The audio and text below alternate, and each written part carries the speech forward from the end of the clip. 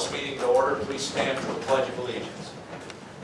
I pledge allegiance to the flag of the United States of America and to the republic for which it stands, one nation, under God, indivisible, with liberty and justice for all. Welcome to all. We have the agenda before us. Do we have any corrections, additions, deletions? Yes, Mr. President, if we could move Resident Phil Haverstock to the beginning before the sheriff's report. He has someplace he has to be shortly. We want to give him the time to present to the board. Okay. Concerns of trustees, SCOG update, SCTA meeting, and just Stoltz, who is legislative.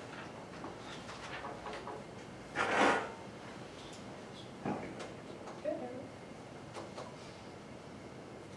Okay. Anything else? Yeah. Anything else? If not, the agenda will stand as edited. So I understand we have someone in the audience that wishes to address the board. Please give your name and address to our fiscal officer. Yeah, my name is Philip Haverstock, Yes. and my address is 2245 Coddington Street Northwest, North Canton, Ohio. Thank you. And you can address the board from there if you wish. You can come up to the podium. I think I'll come up if All that's right. okay.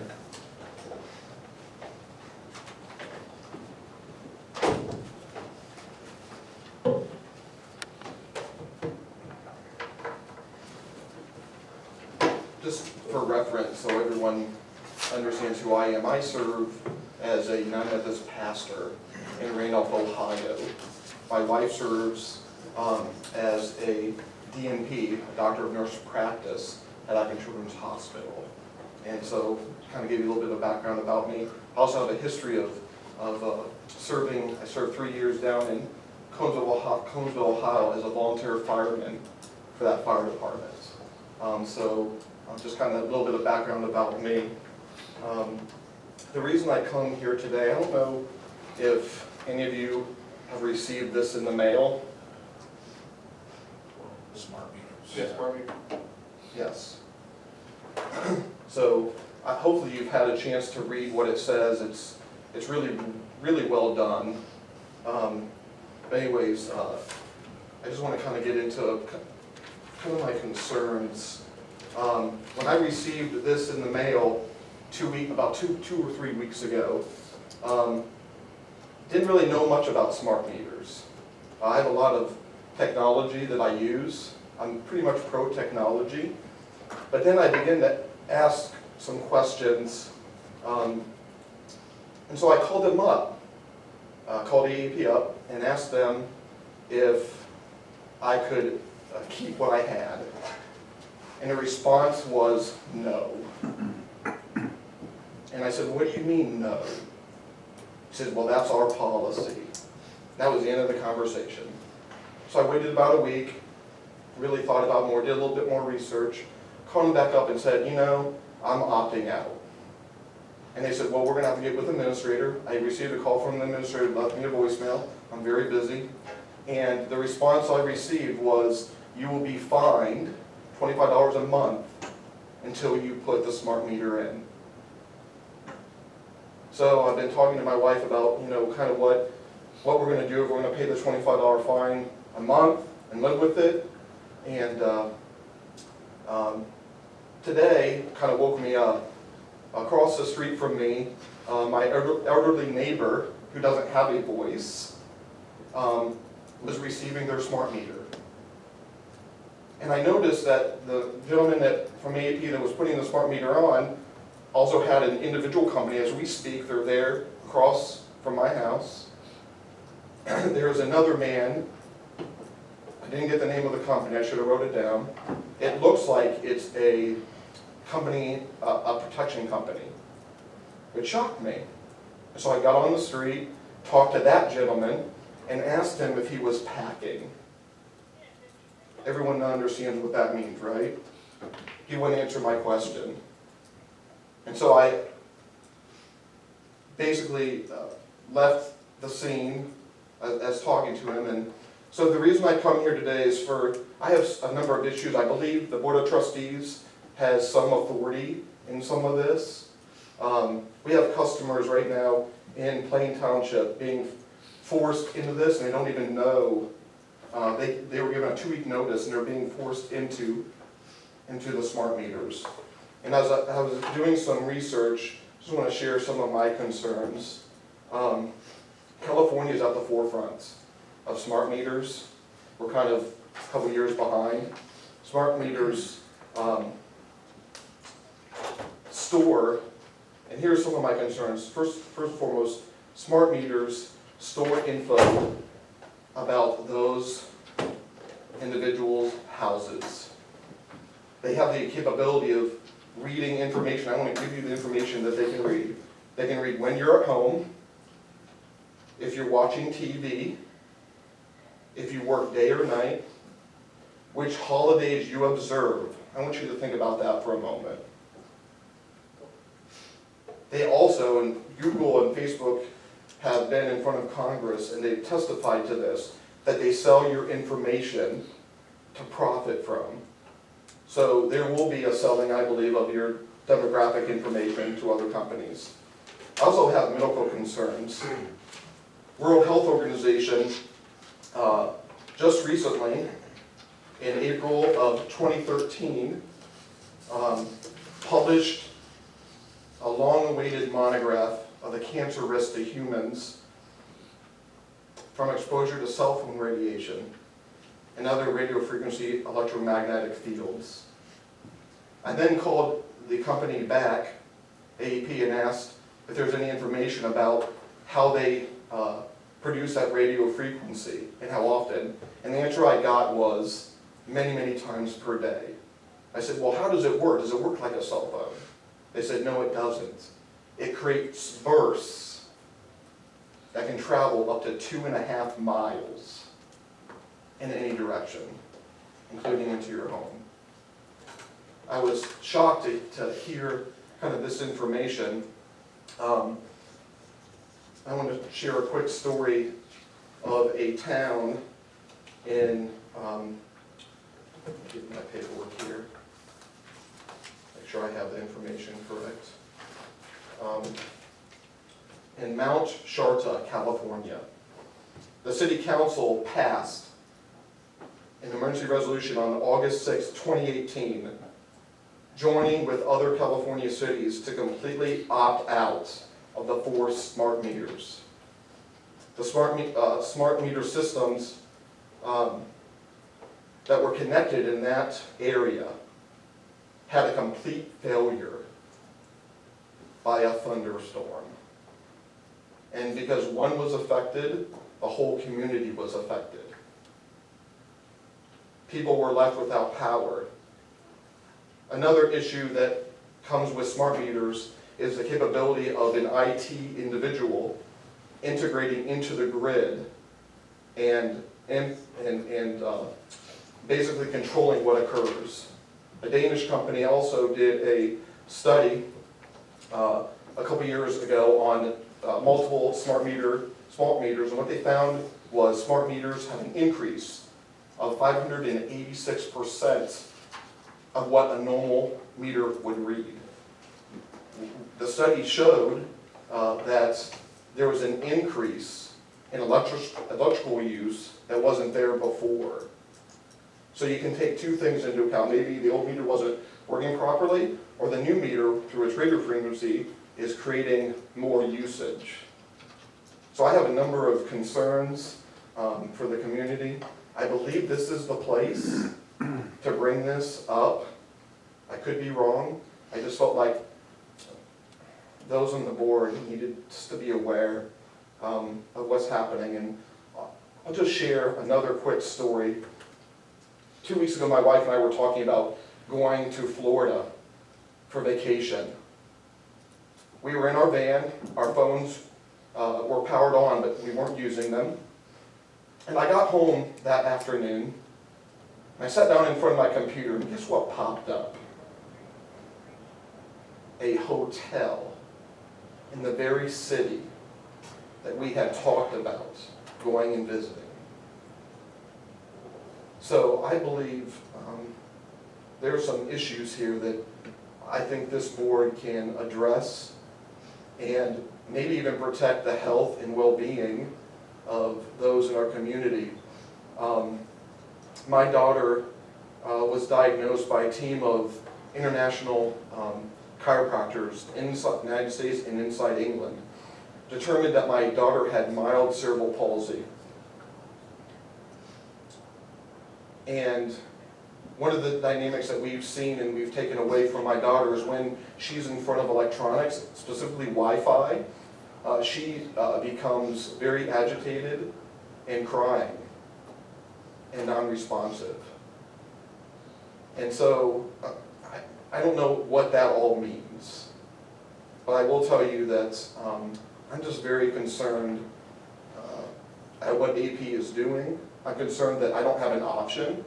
I'm concerned about the health of the community. And this might be something that you guys think is kind of out there. But I'm just wondering with the radio frequency, with the studies that are out there, with the births that are occurring, with hundreds of homes in an area, and people sleeping, and that radio frequency coming into the homes, what the effects of the sleep and productivity of our community is. So with that, that's all I have. I hope that this board has some power to really talk about this and think about this, and maybe even take action. Thank you. Just a quick question, have you been in contact with PUCO? I have not. Who are we talking about? Public Utilities Commission. They're the ones that have the regulatory oversight and control over this. They would, essentially, it's going to come down to a matter to push anything. We don't have any statutory or legislative authority to address anything like this. It would be state house rep, state senate, state senator, and through leveraging them, the PUCO board is appointed through, there's a mix of individuals that know, part of it's private enterprise, part of it's other elected, some of it's former elected officials and so forth, but they ultimately regulate anything that's utilities. But don't you have authority to protect the individuals in your community? What I'm telling you is we have absolutely zero control over this specific matter. Based upon Ohio Revised Code, that grants us the power to provide fire, police, EMS, roads from a paving, plowing, parks, general zoning, and general administration. There is nothing. It's a matter of it has to be escalated to the right party, which is the PUCO in the state legislature. Okay. Because I know one individual going to them, they're going to ignore it. I mean, they're just going to ignore it. You know, in California, the city councils and trustees of those councils enacted policies to not allow those things to occur. So it's a little, I think you do have some authority. I'm going to tell you right now, and we have zero authority. It's one, if you're talking California, this is Ohio. Different sets of rules. There's different levels of responsibility. It's not that I'm being insensitive. I'm just pointing out the matter of fact who the parties are. So I would recommend contacting Kirk Schuring and Scott Olslager at the state level. Kirk is your state senator. Scott Olslager is our state house representative. Those gentlemen are going to know inside and out the makeup of the PUCO board, what's led to it and so forth. But I'll give you an example, and it's not electric related. We had a prior makeup of our board of trustees where somebody thought, well, hey, we're going to stick our flag in the ground here on the natural gas movement, fracking. It was toothless token legislation that gave some just a group of residents a happy-go-lucky, warm, fuzzy feeling, but it meant nothing. And no offense, I'm not going to portray some false sense of, you know, hey, we can do something when we don't. Our obligation, our commitment is where we don't have control and oversight, is to get you connected and pointed in the right direction with those organizations or authorities that do. Do you have oversight over electrical company coming on someone's property No. with No. weapons? Nope. Again, utilities have right-of-way easements that they can go into at any point in time and work on. Quite frankly, we've got, Joe, like when we've got utilities and right-of-ways, if they were to open a roadway or something, some of them, not all of the time, will say, hey, we're in this area.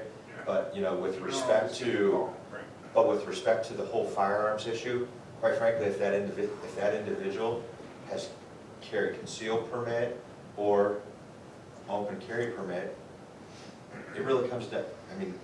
So if I have an open carry permit and I go on my neighbor's property, I have the legal right to carry? I would defer to those guys out there that they can quote that law and know that.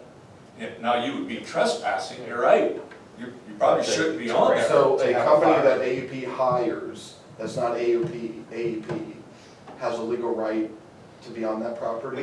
We can't, or, yeah, as far as for doing the work, if they're a subcontractor, they're essentially acting as an agent or a representative of the company. But as it relates to speaking to anything firearms related, one, that's not for us, and two, that's based upon company's policy. So there's some companies that say, hey, we don't permit carry, conceal, or any weapons on the property. I can tell you, we don't know what their policy is, and we're not gonna be able to influence that. I'm just concerned that this puts us at risk as a community for blackouts, for even people coming electronically, digitally into our grid and affecting the whole of Plain Township. I think it's an issue that's bigger than what we can even understand yet. And I'm for technology, don't miss here. I got a smartphone, I use on my computer almost every day. I'm a little bit shocked that there's no authority here. That's shocking to me. So I think the only way that we deal with this is on the local level. And that's why you have PUCO. Because they're widespread, their jurisdictional authority expands over the entire grid. Can I So what we're talking about is a grid that overlaps other areas of Plain Township as well. I will tell you, I have a friend that's in IT, top of his game. I talked to him an hour before I came here. He said he'd be in their grid in 30 minutes. I'm not, no offense, but I'm not gonna speak off of speculative comments. That's pure So, speculative. trustees and who's in front of me, how many have actually read this? I did, and then I put it right in my recycling container so it doesn't go in the landfill. Yeah. You're a customer, they're providing a service, they're permitted to provide terms and conditions, and like any service provider, if you don't agree with their terms and Right. conditions in which they do business, then you forego their service. Okay, so am I able to go with a different company based on where I live? You'll have to, I would recommend, I can't stress this enough, contact the PUCO, your state senator, Kurt Scheuring, and your state representative, Scott Osler. Okay. Yeah, I just looked that up on the PCO website, and it says to contact them if you do want to opt out of that meter. There's a whole article here about it. Right. Yeah, and it's, I don't know if and then there's a cost, there's the that's fee. what it It says right in that article. $25 fee per month for It life. doesn't say that there, it's on the PUCO website. wonderful. So you can't repository article Okay. Well, sorry to waste your guys' time. I thought I was coming to the right place with some authority, so I appreciate your time, guys. Sure. that, thank you. You're welcome. And ladies.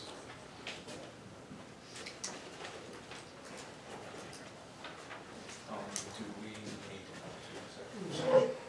So, two things before we move on. I do want to clarify that trustee Lino has been excused. He's not here tonight, but he has been excused. And secondly, I was going to announce that we do have some pending business that we have to take care of immediately. So if I would have to alter that and alter the agenda, I was going to do that at the time, and I think we're ready to do that, right? So therefore, be it hereby resolved by the Plain Township Board of Trustees, Stark County, Ohio, to adjourn to executive session at 6:20 PM from this regular meeting of September 10th, as authorized under Ohio Revised Code 121.22G, for the purpose of consideration of, number 3, a conference with the law director or other retained counsel concerning pending or imminent court action. Second. It's been moved and seconded. Discussion, roll call. Mr. Sabo? Yes. Mr. Hawes? Yes. All right. Okay, I will make a motion that we return from executive session at 7:17 PM. Second. Been moved and seconded. Discussion, roll call. Mr. Sabo? Yes. Mr. Hawes? Yes. And we have nothing to announce or report coming out of executive session. So that gets us into the regular portion of the agenda, which takes us to the sheriff's report. And that is the update on Salvation Army. Yeah, I'll start and then I'll have Lieutenant Carver jump in too. I did talk to Major Joe from the Salvation Army, and he was in receipt of our letter and said they're willing to do anything and everything they can to help. I said what seemed most important to our team and the residents were the cameras. They're gonna install cameras. He asked for 30 days. He wants to go out and get quotes. He had to set it up, install. We're gonna have open contact from that point forward. And with that, if I could turn it over to Lieutenant Carver, he can update you about the patrols they do, arrests, etc. Just a little bit of an update. So as I said at the last meeting, we've shared with our folks, we expect extra patrols out there. We expect strict enforcement. Our guys have continued to do that.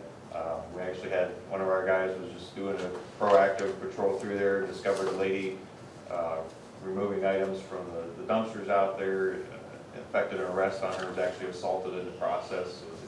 She received some additional felony charges and I believe is still incarcerated. We also have some additional investigatory techniques that we're going to begin employing in the near future to try to address some of that problem. Thank you. I just want to say I think it's been a good collaboration between Plain Township, the Salvation Army, zoning, the sheriff's office. Thank you. Yes, thanks. Anything else there? Okay, that takes us to unfinished business. Unfinished business, number 1 is a resolution by the Plain Township Board of Trustees, Stark County, Ohio, to open yard waste recycling center for Plain Township residents only in 2020, date to be determined. I also move on unfinished business number 1. I'll second. It's been moved and seconded. Discussion. I think it's fair to note the financial figures were presented at the last meeting along with the work session. So ultimately, with this, we are opting to forego the grants, the annual grants, which directly forces us to accept waste from anybody we can start Wayne and Tusk, to which the general fund has essentially been subsidizing both taxpayers and non-Plain Township taxpayers to the expense of anywhere between $30,000 to $45,000 a year. And clearly, based upon the conversations we've had with the public, even based upon, say, the sustainability of zoning, parks, and so forth, this is one of these things where we can control those expenses better. It's a necessary action, and I think it's warranted. I think the one thing that the public needs to understand is, the cost that they'll have in that card, based upon verification of address, it's still substantially cheaper than if you were to pay, private waste haulers for putting extra bags out, to if you had to pay, a landscaper to come clean them up. It's just, we're going to better control, who's going to have access. It's still going to be no commercial. I think it's the prudent thing to do. Mr. Lino wanted me to put on record, as I spoke to him, just talking to him about this evening, that he was very much in favor of privatizing to Plain Township residents. I would follow that up by saying, I think the entire board has listened loud and clear to our residents. We know this is a valuable service. We've been somewhat held back by having it open to all residents, or I'm sorry, all people within that tri-county area to have that as a spot based on the grant dollars. We spent a lot of time doing research to figure out how we could do this ourselves to give us some sense of security at the site, to make it customer friendly for our own residents. If we've received one, we've probably received 50 emails that have all said they would even be willing to share in paying for the service if we could figure out a little bit more easier method for this and to keep it open as well. And we think we've researched that and we've come up with what we believe to be the best answer for that. We did research in Jackson, we've kind of followed them. We know that, if I understand it correctly, very few glitches. It seems like it's running pretty smooth. Theirs is not open 7 days a week, ours is not going to be open 7 days a week. It's not realistic, but I think this is a good compromise, and I think it's a very good start. And for all those people who worked on this and spent time looking at all that, I know all our department heads did, and we as a board appreciate that, and I think it's a good way to go. You know, just one additional comment. I mean, what the Plain Township public must understand is, even though we are proceeding down this road, this does not ensure that after next year, that in the future years, the market may just say, hey, there's nowhere for this waste to go. And if that's the case, that we still may be back to, there's no yard waste drop-off program. So, you know, we don't want to say, hey, this is a 5 or 10. Hopefully it is. Maybe some market dynamics change and so forth, Yes. but that's purely on speculative purposes. So our residents have to understand this is our opportunity to better control those costs, continue it as long as there are interested parties to eat that. And I think as a part of this, at least based upon some of the dialogue that we've had, it's prudent to keep with what's that now Kurtz Brothers, formerly Earthenwood, because of that contract. Because if we were to leave them and go to bull compost, and we end up, say we're too much for them based upon volume, because our volume was what, almost 3 times what they take in annually. It's not like we can go back and opt in. That's why he only wanted to give us a 1-year contract. On that contract, we can't opt back in on that contract that the Joint Solid Waste District has, so we'd be out on our own. Lord knows there's no way we're gonna negotiate the same. Yeah, we know that we have 2 years, Correct. Yeah, Yes, and that's all we know. yes. so, We know we're gonna save the general fund significant money going this path in those 2 years. Anything else? Roll call. Mr. Sabo? Yes. Mr. Hawes? yes. And item number 2 is a resolution to accept the attached proposal in the amount of $3,500 from COSO Media for the website design and media development procurement of the key cards for Plain Township residents, and also to accept and pay the annual recurring $120 fee. So moved. Second's been moved and seconded. Discussion? I just want to thank Eric and Joe for working on this and then getting the quotes, Eric, thank you. Anything else? Thanks. Roll call. Mr. Sabo? Yes. Mr. Hawes? Yes. Item number 2 is a resolution to accept the quote from Southway Fence Company in the amount not to exceed $14,410 for materials and labor to install the 2 barrier gate operators with 1 proxy card reader at the Plain Township Yardway site to be paid from 01B02Y. So moved. Second's been moved and seconded. Discussion? Or are we good with where those gates are gonna go? Well, in the Discussion. future, we may look, we're talking about what you had mentioned last time. We're getting Okay. some quotes for that. We don't know what direction we're gonna go yet. There may be a future resolution, there may be not, but we are looking into it. And there are, we talked about it last meeting, there are some other additional ancillary costs, none significant, but we're gonna have some additional electrical and some lighting and some camera stuff, but nothing terribly significant. Chuck and I met down there and we kind of laid out what would work for everybody, you know, with the fire training. That's what we're We after. got a quote, I quoted the price probably for us to do in-house asphalt. Mhm. Okay, So that'll be. Right. all right. And we have the quote, we have the quote on the mechanism to operate.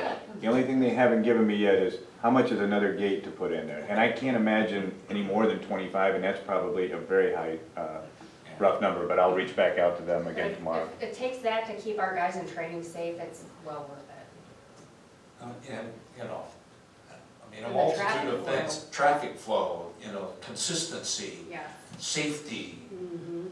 logistics. I mean, now's the time to do it. Yeah. Yeah. I appreciate you guys looking at that. Yeah, too. that's gonna be forthcoming. We're just still getting that information. This gets us started. Yes. Anything else? Roll call. Mr. Sabo? Yes. Mr. Hawes? Yes. And that's the end of unfinished business. Okay, that takes us to the fiscal officer's report. Mr. Wolf. Thank you. Fiscal Officer number 1, is a request for a resolution to authorize the payment of penny warrants in the amount of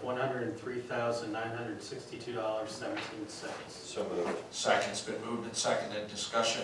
Roll call. Mr. Hawes? Yes. Mr. Sabo? Yes. Fiscal Officer number 2 is a request for resolution to authorize the payment of regular payroll in an amount not to exceed $250,000. I So will, moved. I will second. It's been moved and seconded. Discussion. Roll call. Mr. Hawes? Yes. Mr. Sabo? Yes. Fiscal Officer number 3 is request for resolution to authorize payment for the following medical claims. I'll move on. Fiscal officer number 3. Second. Been moved and seconded. Discussion. Roll call. Mr. Hawes? Yes. Mr. Sabo? Yes. Fiscal Officer number 4 is the financial report for August. And I'll be available after the meeting if anyone has any questions on that. Fiscal Officer number 5 is a request for resolution to authorize the following transfers. So moved. Second's been moved and seconded. Discussion. Roll call. Mr. Hawes? Yes. Mr. Sabo? Yes. Fiscal Officer number 6 is a request for resolution to authorize the release of insurance proceeds being retained for a loss caused by fire on January 14, 2019 at 1133 29th Street Northeast in the amount of $18,600. Check is to be made payable to Jeff Leibowitz and picked up at 2600 Easton Street Northeast, Canton, Ohio 44721 after 12 noon on September 11, 2019, is authorized by Fire Inspector Scott Kelly, Division of Inspections and Investigations. I will move on. Fiscal officer number 6. Second. Been moved and seconded. Discussion. Roll call. Mr. Hawes? Yes. Mr. Sabo? Yes. That concludes fiscal officer report. Thanks, Don. That takes us to the administrator. Thank you. Item number 1 is just to review that we are hosting an e-waste recycling on Saturday, September 21st from 10 to 12, or 10 to 2. Basically, if it plugs in, they take it. There is a fee for TVs of $20 and fluorescent light bulbs, but that'll be hosted here at the Plain Township Hall. Item number 2 is a resolution to authorize payment to Earth and Wood for hauling of yard waste in an amount not to exceed $13,795 from Fund 01A26Y. So moved. Second's been moved and seconded. Discussion. Yeah, we're out of joint waste Grant money. so. Get to our point of not having to subsidize non-residents. Yeah. Roll call. Mr. Sabo? Yes. Mr. Hawes? Yes. Item number 3 is house cleaning. It is a resolution to authorize myself to enter into contract with the Stark County Sheriff Office or Sheriff to provide a school resource officer to the Plain Local School District. The fees were split between ourselves and the school district. We are already doing this. It's just finalizing the paperwork in the contract. So moved. Second's been moved and seconded. Discussion. Roll call. Mr. Sabo? Yes. Mr. Hawes? Yes. And that's the end of the administrative. Thank you. That takes us to Fire Chief Schellenberg. Okay, thank you. Item number 1 is a resolution to authorize the reimbursement to Steve Ash in the amount of $400 for healthcare membership according to provision 37 of the collective bargaining agreement. So moved. Second's been moved and seconded. Discussion. Roll call. Mr. Hawes? Yes. Mr. Sabo? Yes. Item number 2 is a resolution to authorize the purchase and payment for gasoline, oil, diesel, fuel, and miscellaneous from McIntosh Oil, not to exceed $20,000, to be taken from Fund 10A09E. So moved. Second's been moved and seconded. Discussion. Roll call. Mr. Hawes? Yes. Mr. Sabo? Yes. Item number 3 is an authorization payment resolution for CFS inspections to test all ground ladders, aerial ladders, and replace heat sensors in the amount not to exceed $3,000 to be paid from Fund 10A15. So moved. Second's been moved and seconded. Discussion. Roll call. Mr. Hawes? Yes. Mr. Sabo? Yes. Item number 4 is a resolution to authorize purchase and payment to Scott Air Pack bench testing and certification to MESD or Warren Fire Company in the amount not to exceed $3,000. So moved. Second's been moved and seconded. Discussion. Roll call. Mr. Hawes? Yes. Mr. Sabo? Yes. Item number 5 is a resolution to authorize payment to Kruzak, Wilkins, Griffiths, and Doherty for various legal expenses in the amount not to exceed $5,186.74. So moved. Second's been moved and seconded. Discussion. Roll call. Mr. Hawes? Yes. Mr. Sabo? Yes. And that concludes fire department. Thanks, Chief. That takes us to Road. Mr. Iacino. Yes, Mr. Chairman, item number 1 is a resolution to authorize the posting of temporary no parking signs for the Bothwell Cup in the Diamond Park allotment.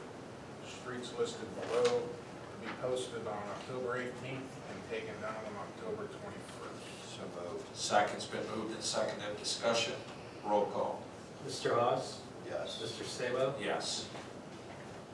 Item number 2 is also a resolution to post temporary no parking for the Bothwell Cup on Diamond Street, Middle Branch, and Alpine and Kirby for the Bothwell Cup to be posted on the 18th and taken down on the 21st. So moved. Second's been moved and seconded. Discussion. Roll call. Mr. Hawes? Yes. Mr. Sabo? Yes. Thank you. Thanks, Joe. That takes us to zoning. Mr. Ferrara. Thank you, sir. Item number 1 is a resolution to declare items A through D as nuisance abatements. So moved. Second's been moved and seconded. Discussion. Roll call. Mr. Hawes? Yes. Mr. Sabo? Yes. And item number 2 is a resolution to declare nuisance abatement payments for items A through C. So moved. Second's been moved and seconded. Discussion. Roll call. Mr. Hawes? Yes. Mr. Sabo? Yes. Item number 3 is a resolution to renew the attached service agreement with iWork Systems in an amount not to exceed $8,305. So And to, moved. Second. Been moved and seconded. Discussion. Just as clarification, Tom was instrumental really helping get this off the ground, right? As you transitioned from zoning inspector to with without help from Lisa. yeah, it's proven to be very, not the short. Tom's short humble. He really, Yeah. I may have But- found the program as he was coming in, but that was it. He But it really has helped investigated it. consolate a number of other operating Yeah. systems and really have that historic, so, I mean, Yeah, this is Tom's actually very on a monthly humble. basis is cheap cost. It's worked very well. Good. Roll call. Mr. Sabo? Yes. Mr. Hawes? Yes. And item number 4 is a resolution to initiate an application to the Plain Township Zoning Commission for zoning resolution text amendment 574-19, revising the definition of skill-based amusement machines and waiving any and all fees for the same application. So moved. Second's been moved and seconded. Discussion. Roll call. Mr. Sabo? Yes. Mr. Hawes? Yes. Item number 5 is a resolution to initiate an application to the Plain Township Zoning Commission through the Plain Township Zoning Director for zoning resolution 575-19, revising Article 7, district regulations to remove internet cafe or skill games from the B2 and I1 zoning districts and waiving any and all fees for the same. So moved. Second, it's been moved and seconded, discussion? Roll call. Mr. Sabo? Yes. Mr. Hawes? Yes. And that's all for Thanks, zoning. Tom. It takes us to Parks. Hi, our first and only agenda item, and I would direct you to the paper copy as an updated version. I did not get back to Maryland in time to be submitted for scan. So it's a resolution by the Plain Township Board of Trustees to approve the following names to be authorized to be paid out of funds 14A01A, Fund 14A01B, or Fund 1401F01, retroactive to August 25th, 2019. So moved. Second, and we actually have that here. There's 2 names missing on that scan. Oh, okay. All right, so the correct one is going to be the one in print. The one in print, our copy at your Okay, ledge, yeah. all And right. I know that Tom also has a copy, and I believe Eric, you also have a copy, so. It's been moved and seconded, discussion. Roll call. Mr. Sabo? Yes. Mr. Hawes? Yes. Thanks. That's it, Ron? That's it, sorry. Thanks. Okay, from all communications. Yeah, we received a great letter from Greg Beck to the zoning department, and it reads, "Hi Lisa, I just had a little issue with my house which is in plain, and I needed an old zoning permit for an addition put on long before you bought the house. Megan was great, got me what I needed within minutes. Just wanted you to know that your people work hard for the community. Take care and hope all is well, Greg." We've been getting a lot of also verbal comments about Megan and her seamless fit in that. It's a tough job to learn. I mean, there's something new every day, but she's just got the best personality. It's the attitude. Yeah, Great, it is. a great attitude. Yeah, That's what customer service is all about. Oh, yeah. Yeah. She smiles all the time. Yeah, all day. good, thank you. Good job. Tell her I'll pass that along, her appreciation. Attaboy. Will do. Thank you. That takes us to public speaks. Is there anyone in the audience that wishes to address the board at this time? Would like to thank the road department again. They helped us move the concessions building, 8x14 building, I believe, from the Veterans Park over to the Diamond Park. And then they also were out today working with the crew to install some additional light poles and cameras for the Joint Solid Waste District's recycle center at our Diamond Park. So couldn't have done it without that crew. Well, and Appreciate the speaking time. of the concession stand, Rob had a good idea to move it from the splash pad, which was not people packed, but like picnic. He had it moved at the baseball field and had it open for the tournaments on that end. And he brought in a lot of money for concessions, so that was good foresight and repurposing of that, which I think we're gonna get a lot of use out of. Good. Yeah, thank you, Rob. Yeah, thanks, Joe. That takes us to concerns of trustees. Okay. Trustee Hawes. Just a couple updates. Reminder, next Thursday, September 19th, 6:30, the Stark County Township Association's meeting over at Stark State. Para Jones is going to be speaking to some of the more technical type trade activity that they've got going on to help fill the gap, as well as just give us an update, general update. The SCOG meeting I attended last week, the countywide CAD update, they talk about ongoing training and refinements. And then I think it was today, actually, there was a press release, I don't know if it had to do with dispatch or CAD, but talking about the ability to text, video live stream emergencies from your phone. So that was brought up, and I think in the paper, it indicated that we're the first county in the state to utilize that technology, so. Yeah, it's, actually had a demo, not to interrupt, I mean, they had a demo yesterday at the sheriff's office. I mean, it'll put somebody within 3 feet, and I'm sure Sergeant Conan could attest to that. I mean, they actually demoed it in dispatch, and, I mean, within 3 feet, they send you a text, basically, you accept it, and then it sends a link back, and that you can actually talk to the dispatcher through the link, and he may know a little more than I do even about it. There's a screen on one of the dispatcher's monitors that if you click on that link, it's a live feed. Kind of like FaceTime. Yeah. Yeah, So it's the same. Time with a Yeah. text message. Yep, yeah, all they have to do is it's complete, you just click on it and it provides a live feed to the dispatcher's console. Now, is that all the dispatching consoles, or is that just at the sheriff's office right now? I think it's available eventually to all the dispatching Okay. centers. Right now, I know it's at the, I don't know about the other one. Yeah. But All right. Honestly, we didn't get it, Yeah. level detail. Okay. Thank you. Countywide radio system update, we're referencing just the success of it over Hall Fame weekend. There was over 231,000 push to talk. That doesn't mean every time somebody was talking, but they went on to say as a point of reference, over Labor Day weekend, there was like 224,000 push to talk. We're the 6th busiest site in the state. There's over 3,000 radios in the system. When they went to spec this system out, it was projected 2,200 to 2,300 radios. So right now, SCOG's, looking at giving approval to buy, I think it's additional channel that will give her additional capacity for facilitating the additional radios. Crime lab update, chemistry lab, really nothing older than 30 days, so it's no backlog by their standards. And then firearm and fingerprints, they've got about not quite 20% of the cases that are over 30 days. We approved some vacation buyback, approved the sale of some public auction, city, county, and gov deals. Some of the old, it's everything from computer screens to scales and so forth.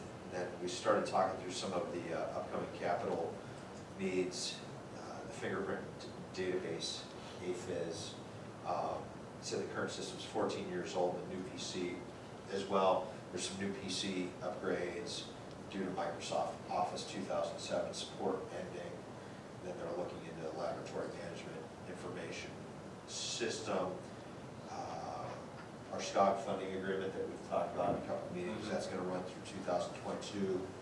In late 2021, they're looking to create a committee to establish the new formula that had spoken to. That's all I had for SCOG. The last thing I had was Reggie Stoltz, who's our state rep for the 50th district, who attended, I think, two meetings ago, sends me a list of legislative ideas that they're looking for feedback. I'm going to present it at our County Township Association meeting. But if we have anything where it's specific to the subjects or other items that we think should be considered, let's make sure we're putting them on there. He's proving to be a good advocate, at least in getting it in front of the committees and the bodies to hear champion it through where it makes sense. So those are the only updates that I had. Okay. Anything else? If not, that takes us to the approval of the minutes for August 27th, and I will move for those to be approved. Second. It's been moved and seconded. Discussion. Roll call. Mr. Sabo? Yes. Mr. Hawes? Yes. And that means we do not have a need for an executive session, so I will move To adjourn at to adjourn at 7:45. I'm using the old digital. Yeah, Yeah. 7:45. I'm not Yeah. using Apple. That's like a I gotta say second. Second. It's been moved and seconded. Discussion. Roll call. Mr. Sabo? Yes. Mr. Hawes? Right. Mr. Hawes? Yes.